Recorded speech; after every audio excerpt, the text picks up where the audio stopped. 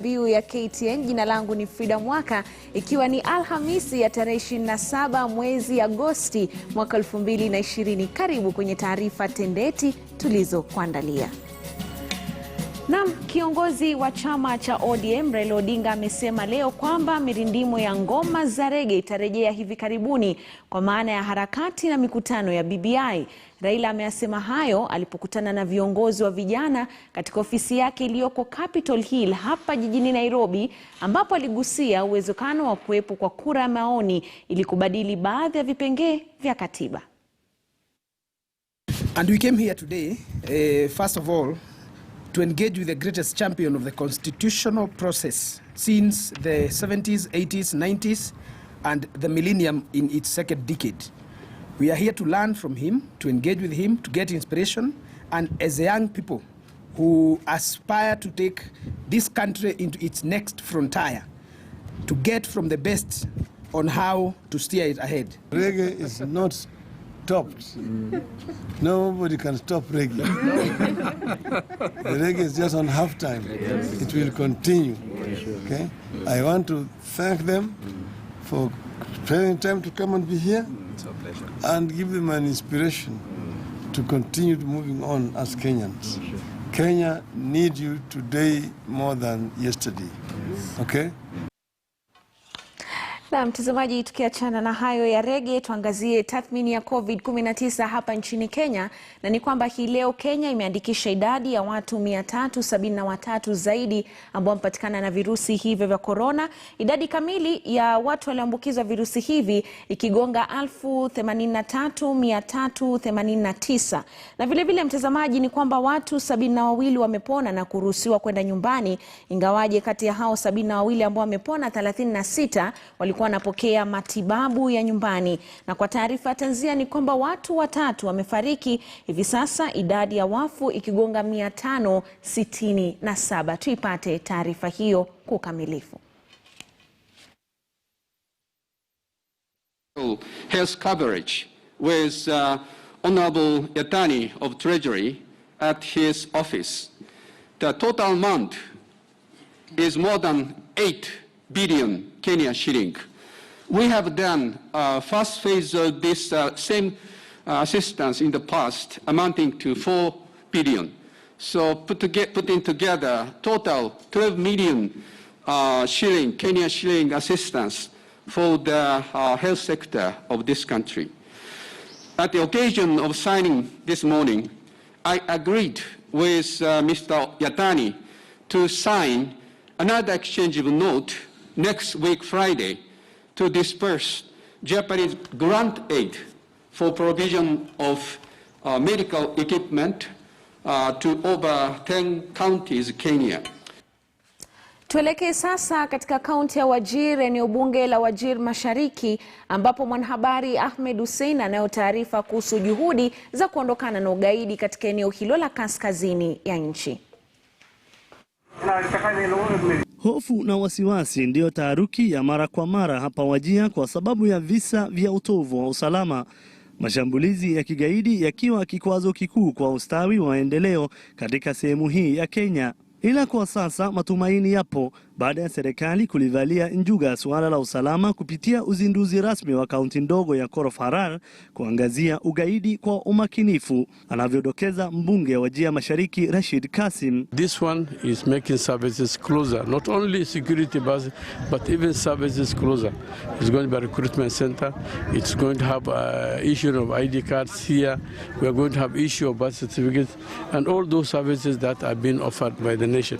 So I'm extremely delighted. Tunashukuru wote ambao waliosaidia mheshimiwa. Tulikuwa tunajua alisema nitahakikisha hapa Korofarar iwe county, sub county. Amefanya. Tunasema asanteni. Tunasema asante kabisa. Leo furaha yetu ni mingi. Kusema kweli furaha yetu leo ni mingi sana. Ukosefu wa mbinu za kujikimu maishani miongoni mwa vijana ni nyenzo na kizingizio cha wao kujihusisha na makundi haramu. Kwanza mtu ya kwanza kuletwa haraka ukirudi kwa ofisi ni mtu ya kulete kitambulisho awe hapa akatie hii vijana yote wamefikisha kitambulisho wakatiwe kitambulisho. There are a number of young men, idle young men who went to school, and we need to engage them. If we just leave them like that, they will be lured into vices like Al-Shabaab and few others. So I request you to support them so that we can create an innovative measure so they can be able to have a gainful employment. Jinamizi la ugaidi limeendelea kulisakama eneo hili na sasa wakazi wanaombwa kuwa sehemu ya suluhu. Wewe ukiona mhalifu na utuambie, si tutashughulikia? Na huyo mhalifu jua, usipotuambia atakuja atakugonga we mwenyewe. Mwezi uliopita serikali iliandaa kikao na wazee wa jamii zinazoishi mpakani kujadili jinsi ya kuimarisha usalama, wakazi wakikumbushwa kuwa wanalo jukumu la kuwa wapenda amani na usalama. Ahmed Hussein, runinga ya KTN News katika kaunti ndogo ya Korofarar, kaunti ya Wajir. Na mtazamaji, katika bonde la Kerio huko Uasin Gishu, wadudu sasa ni tiba kwa ukosefu wa lishe bora unaosababisha utapiamlo. Wadudu hao hupitishwa kwenye mchakato wa kuoshwa, kukaushwa na baadaye masazo yake kusagasagwa na kutiwa ndani ya uji ama chakula chochote kile. Mwanahabari wetu Elvis Kosgei na maelezo zaidi.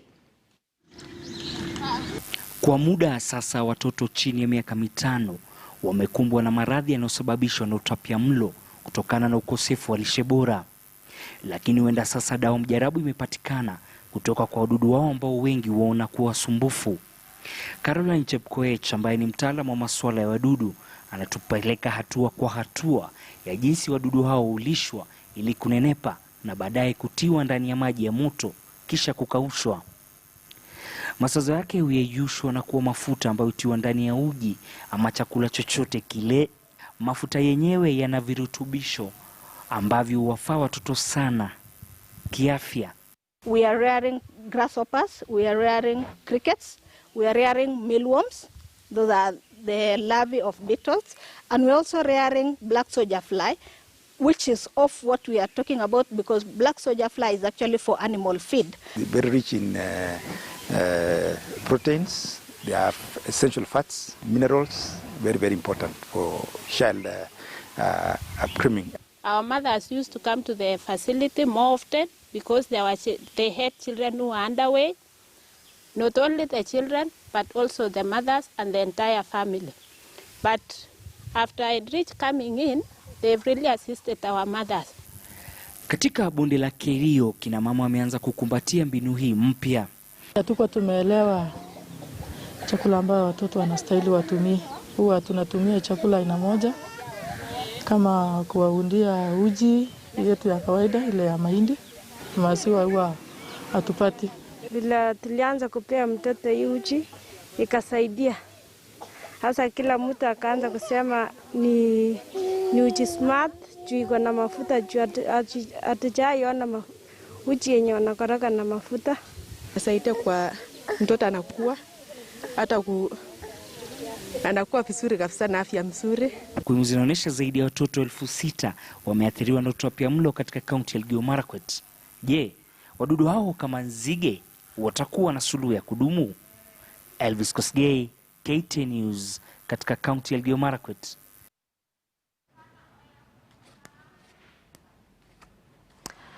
Na mtazamaji, zaidi ya kesi 35 za ulawiti zimeshughulikiwa na maafisa wa polisi katika kaunti ya Turkana tangu ujio wa janga la virusi vya korona.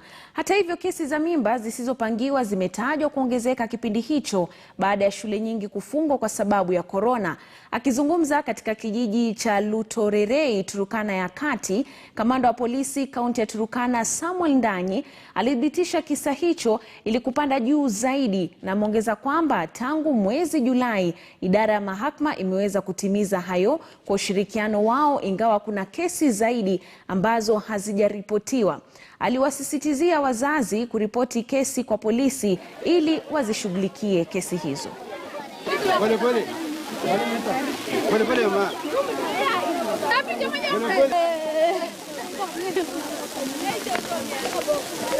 Kule kuelimisha watoto wetu wasichana kuhusu mambo ya cases ambazo tumekuwa tukipokea kama mambo ya defilement na tukaona kwamba pamoja na kitengo cha polisi tukuje pamoja tuone jinsi tunaweza kuwaongelesha, kuwasaidia kimawazo, haswa wakati huu ambao wako nyumbani tangu coronavirus ianze kulipuka, watoto hawaendi shule. Kuanzia mwezi wa 3 hadi mwezi wa 7 tuko na visa takriban 35 za defilement, na kama polisi tukasema ni nini tunaweza fanya kwa sababu hizi visa zinaongezeka, na tunajua kwa kuna zile ambazo pia hazijaripotiwa. Hizi nataja ni zile ambazo zimeripotiwa katika vituo mbalimbali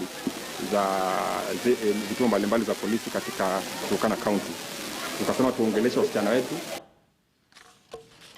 Kwingineko na kwa taarifa ya tanzia ni kwamba mwanamke mmoja mwenye umri wa miaka 25 amejiua kwa kujitia kitanzi katika kijiji cha Center C, kaunti ndogo ya Nambale, kaunti ya Busia. Mwanamke huyo amejitia kitanzi kwa kutumia kamba ndani ya nyumba yake asubuhi ya leo baada ya kuzozana na mumewe ambaye ni mhudumu wa bodaboda.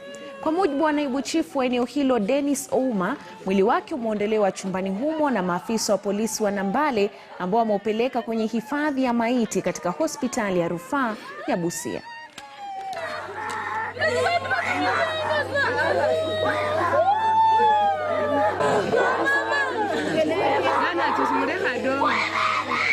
Nimepata habari asubuhi kupitia kwa mkazi wa kijiji hiki Wakati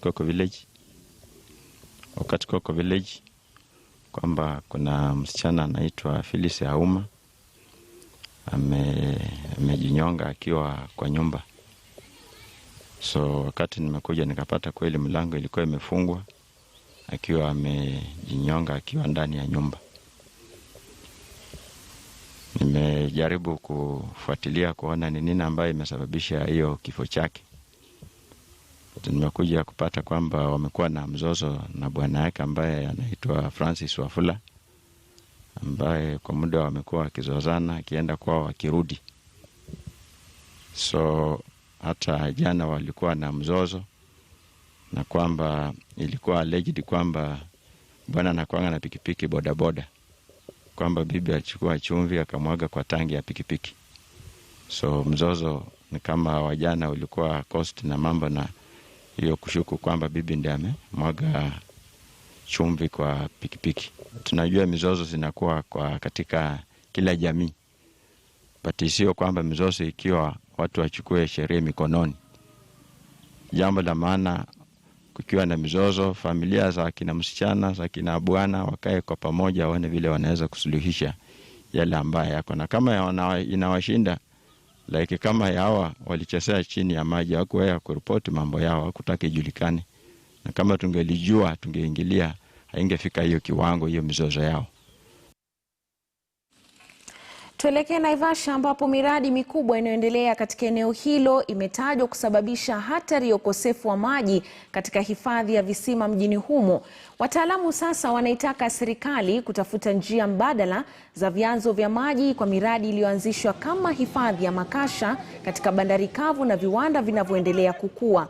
Haya yanajiri wakati tayari ule mradi wa ujenzi wa bwawa la Malewa ukipingwa vikali kwa kuwa unahatarisha maisha baadaye ya ziwa Naivasha kwa kulinyima maji. Kulingana na wataalamu wanaofia katika siku za usoni, Naivasha huenda ikakosa maji ya matumizi. Are you comfortable there? Are you all right? Most of the stakeholders here were not consulted, and hence that's why these areas have been left out. So we are saying it's not late.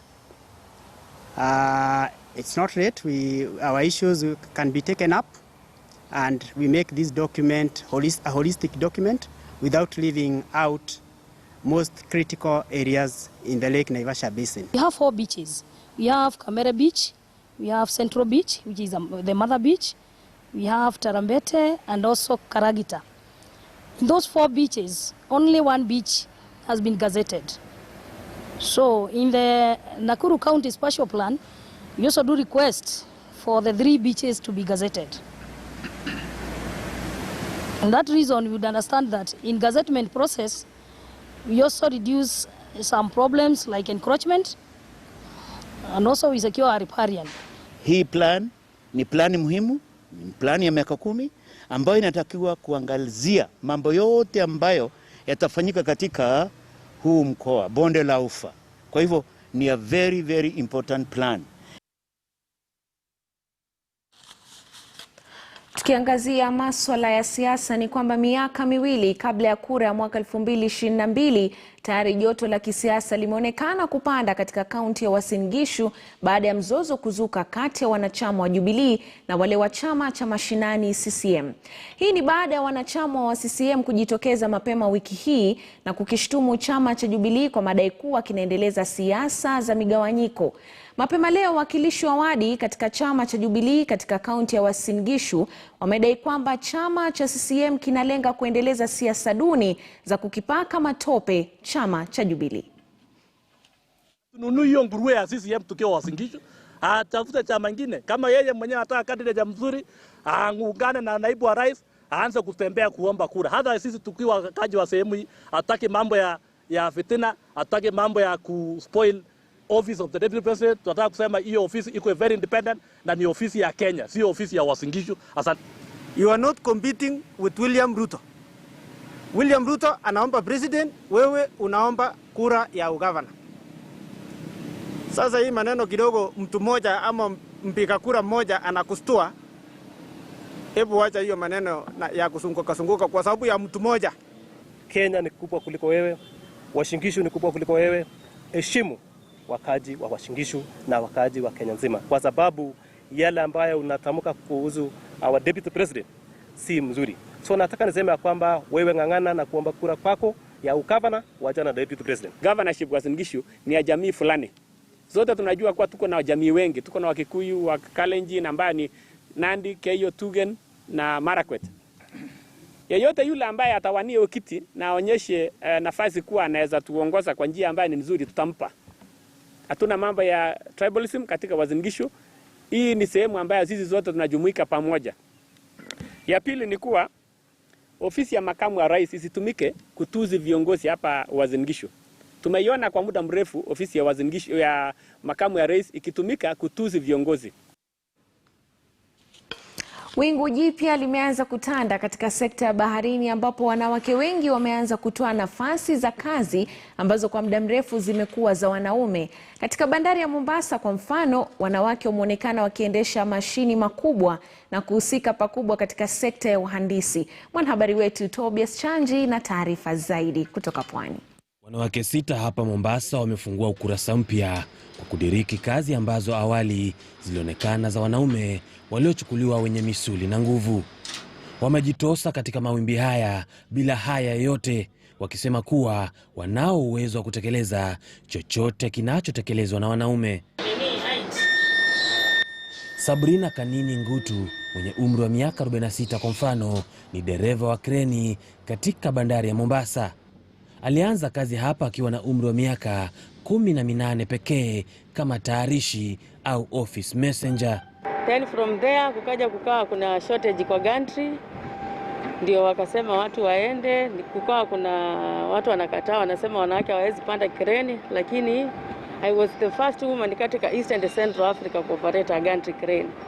Japo changamoto zitele, wale waliojitosa wanasema kuwa zipo nafasi za kutosha zinazowasaidia kutekeleza majukumu yao. Tukifikia wakati wa hali zetu huwa saa nyingine tuko hali ngumu, lakini lazima tujitie moyo na tuseme tunaweza kufanya mambo kama hayo. Well, because of the challenges we have with underemployment nowadays, I found myself it is good to venture into transport industry because getting a white collar job nowadays it's really a challenge. Wengine kama Night Otieno, Hawa Pashua na Joyce Tireni ni madereva wa kubeba mabewa au kontena katika eneo hili. Wanasisitiza kuwa haijakuwa rahisi, kwani awali walikuwa wakibezwa, japo hali imeanza kubadilika.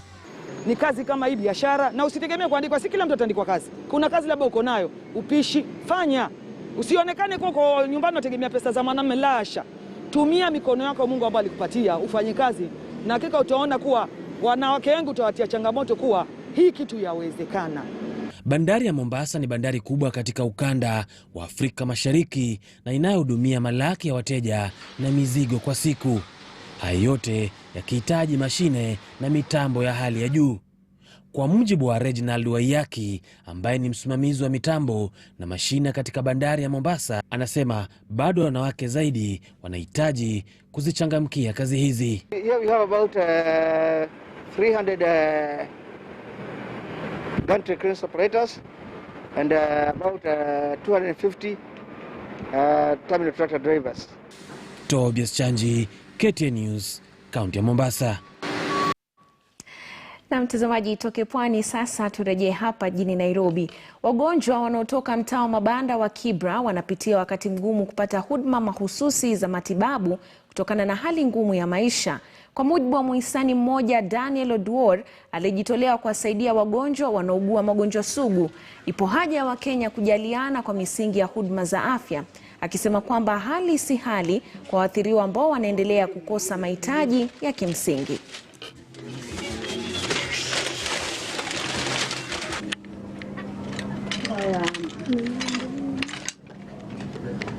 Nimekaa nayo sasa mwaka 7, hii nimeenda ya 8. Nikaenda hospitali kwa Charia, nikalazwa, nikakaa mwezi na siku 8, nikatoa nyama hapa, nikawekwa huko, hiyo nyama imepomoka. Nikaenda tena hospitali huko Meru, nikafanywa matibabu kila siku, hakuna mabadiliko. Nikipimwa naambiwa damu iko sawa, hakuna ugonjwa mali popote, sina ugonjwa kwa mwili, sina kitu yote, ni Mungu pekee yake ndiye ananisumbua. Niko na watoto 7 na wanategemea mimi. Mama hana kibarua na mimi nilikuwa nafanya kazi ya ufundi ya joinery. Tangu nianze kugonjeka siendangi kazi, niko tu hapa, sina njia nyingine yote. And one of the things that we realize, some of these families are really suffering, and some of them are not even able to afford the medical bill to go to the hospital. And so this is really sad because we understand that people can come in and try to see how they can assist and help. Wanafunzi wa zamani wa shule ya kitaifa ya Kisii High kupitia muungano wao wamechanga pesa ili kujenga madarasa 25 shuleni humo kwa gharama ya shilingi milioni 30. Hii wanasema ni kwa mujibu wa kanuni za Wizara ya Afya ya upanuzi wa madarasa ili kuwakinga wanafunzi, walimu na wafanyakazi shuleni dhidi ya kuenea kwa homa ya korona. Mkuu wa shule hiyo Morris Ogutu amewapongeza wanafunzi hao wa zamani kwa moyo huo wa kujali walikotoka. Bishop Davis Matano ndiye bishop wa Kilifi Synod. Bishop Frederick Mbovu huyo atakuwa bishop wa Kwale Synod. Bishop Mzayo basi watakapolia kuambia kwamba kaburi halina maiti. Yes. Serikali imebaini kuwa ujenzi wa bwawa Thwake unaendelea vyema. Katibu wa Hazina ya Taifa Daktari Julius Muya amesema kuwa tayari shilingi bilioni 16 zimetumika katika ujenzi huo. Muya aliongeza kuwa fidia kwa watu walioathirika itashughulikiwa na serikali kwa wakati ufaao ili kuruhusu ujenzi na ukamilifu kwa wakati ufaao.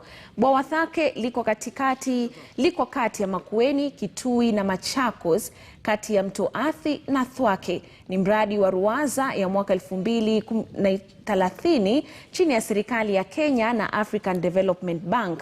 Wakazi takriban milioni 1.3 wa mashambani wanatarajiwa kufaidi katika kupitia bidhaa ya maji iliyodumu katika maeneo hayo.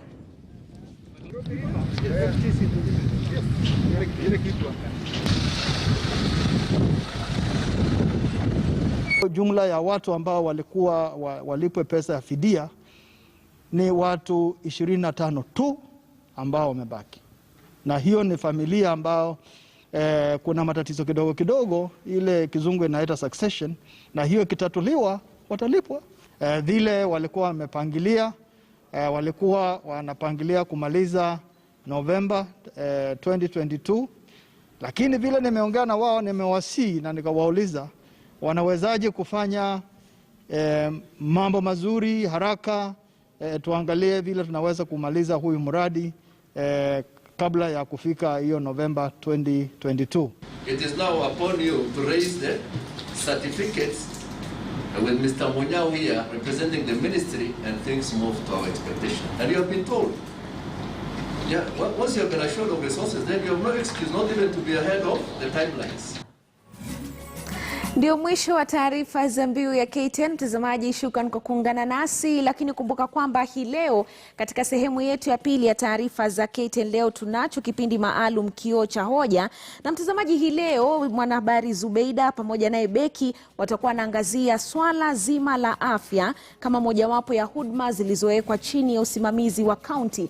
Miaka 10 baadaye, afya kwa wananchi wa Kenya, je, imeimarika ama imezoroteka? Ungana nawe Zubeida Kome pamoja na Beki ifikapo saa 1:30 kwenye kipindi Kioo cha Hoja. Jina langu ni Frida Mwaka, kwa heri.